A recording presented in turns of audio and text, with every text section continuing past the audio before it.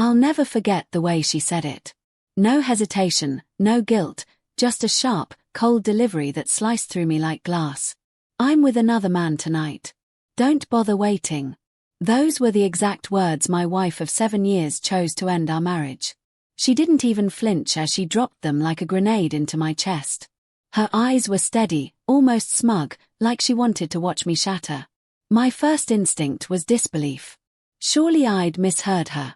Surely she was bluffing, angry, emotional, testing me.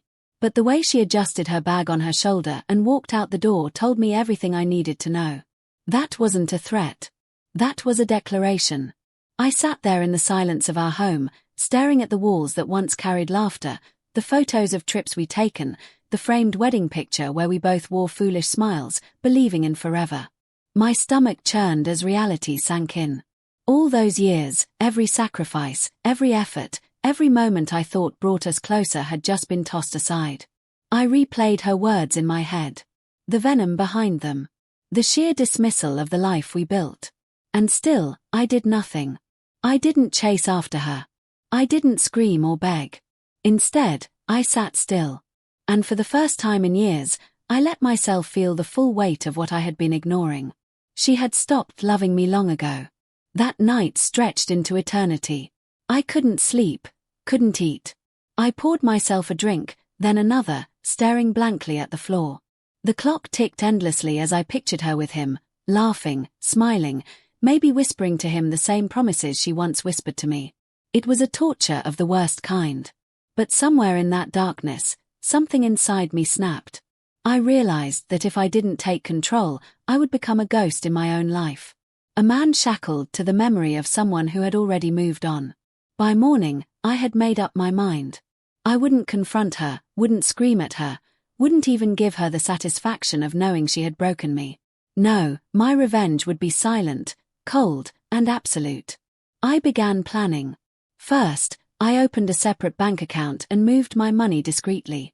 Then, I started gathering documents. Proof of her affairs, her late nights, her trail of betrayal. I met with a lawyer, explained everything, and together we mapped out the end of my marriage. She thought I was weak. She thought I would wait for her to come home every night, no matter whose arms she had been in. She had no idea I was already plotting my escape. For weeks, I played the role of the oblivious husband. I greeted her when she came home, even when her hair smelled of cologne that wasn't mine. I cooked dinner. I asked about her day. I pretended not to notice the smirks when she texted late at night. Inside though, I was becoming someone new, stronger, colder, detached. Each time she lied, each time she disappeared, it only fueled me to prepare faster. She thought I was blind, but I saw everything, and I was documenting every last piece. The breaking point came one Friday evening. She looked at me with that same dismissive smirk and said she wouldn't be home for the weekend. "I'm staying with him," she said flatly, grabbing her overnight bag. There was no guilt, no hesitation, just arrogance. She walked out the door, certain I would wait like a fool. That was the moment I decided it was time.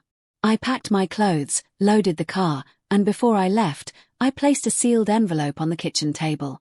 Inside were divorce papers, photos of her infidelity, and a short note that read, "You told me not to wait, so I won't." When she came home Sunday night, she was greeted by an empty house. No trace of me, no warmth, just silence. She found the envelope, opened it, and that's when the screaming started.